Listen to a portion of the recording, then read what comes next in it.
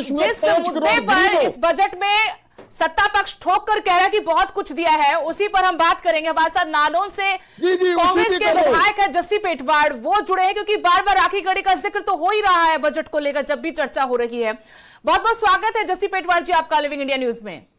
बहुत बहुत धन्यवाद जी। हम बजट पर चर्चा कर रहे हैं और कांग्रेस कह रही कि झुंझुना पकड़ा दिया राखी गढ़ी के नाम पर, एएसआई के नाम पर, बाकी कुछ हुआ नहीं है। सत्ता पक्ष कह रहा कि इससे अच्छा बजट तो कभी हुआ ही नहीं। 55 साल कांग्रेस के और हमारा एक बजट बराबर है। देखिए, हिंदुस्तान के इतिहास में आज तक इतना निराशाजनक बजट नहीं आया होगा ग्रामीण इलाके के लिए। जहां खेती की मैं बात करूं, किसान का नाम तो कहीं बजट में हमारी जो वित्त मंत्री है उन्होंने लिया ही नहीं। सबसे बड़ी बात जो है, पहली बार एक ऐसा बजट आया है जिसमें ना किसान है, ना मजदूर है, ना कहीं विकास की कोई बात है। हैरानी होगी, वित्त मंत्री जी देश के किसानों को कह रही हैं कि या तो अखरोट बादाम की खेती कीजिए, नहीं तो हमें आपकी जरूरत नहीं है। तो इतना निराशाजनक बजट जहां इस देश को मिला है, ये हालांकि 11 साल से लगातार ऐसा ही बजट आ रहा है, लेकिन इस बार तो इतिहास बन गया कि जिस देश की अर्थव्यवस्था खेती के ऊपर टिकी हो, जिस देश की जो अर्थव्यवस्था जिस देश को कृषि प्रधान देश कहा जाता हो, उसके बजट में ना कृषि का कोई जिक्र हुआ, ना किसान का कोई जिक्र हुआ, ना मजदूर का कोई जिक्र हुआ। रही बात राखी गढ़ी मानव सभ्यता की सबसे प्राचीन सभ्यता बताई जा रही है।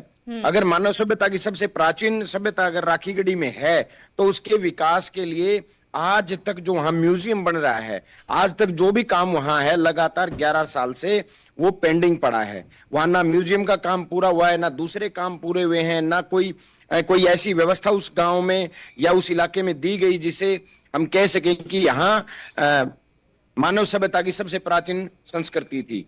हड़प्पा संस्कृति की जो बात करते हैं, तो केवल एक झुंझुना है। सुदेश जी, मैं इसके साथ आपको बताना चाहूंगा, ये लोग देश के नौजवानों को तो रोजगार तो नहीं दे पाए, ये देश के आने वाली पीढ़ी को शिक्षा तक नहीं दे पाए। मैं आपको बताऊंगा, अगर शिक्षा की मैं बात करूं तो जहां शिक्षा का टोटल बजट पहले 4.5% था, इस बार उसको काट करके 2.5 कर दिया गया है। मैं बताऊं आपको, जहां उच्च शिक्षा का टोटल बजट 2.5% था, अब उसको 0.9% कर दिया गया है। मतलब हर बार जो जहां देश को शिक्षा की जरूरत है, कोई किसी भी देश की नींव उसकी शिक्षा के ढांचे के ऊपर टिकी हुई है, जहां शिक्षा के ढांचे में लगातार कटौती बजट में की जा रही हो, वो देश क्या तरक्की करेगा, उसके आने वाली पीढ़ियां क्या इतिहास रचेंगी। इस बात लेकिन पे सरकार ने एक बजट रखा है कि रील बनाना सिखाएंगे और साथ में गेमिंग एप्स को लेकर भी ट्रेनिंग देंगे ताकि बच्चे आगे बढ़ें। बहुत बहुत शुक्रिया जस्सी पेटवाड़ जी हमारे साथ जुड़ने के लिए। माफ कीजिए वक्त की कमी है। बाकी सभी मेहमानों का भी बहुत बहुत शुक्रिया लिविंग इंडिया न्यूज की इस डिबेट में शामिल होने के लिए। तो आम बजट कल था, लेकिन सवाल बार बार यही पूछा जा रहा था कि भाई देश के इस आम बजट से हरियाणा जैसे प्रदेश को क्या मिला है।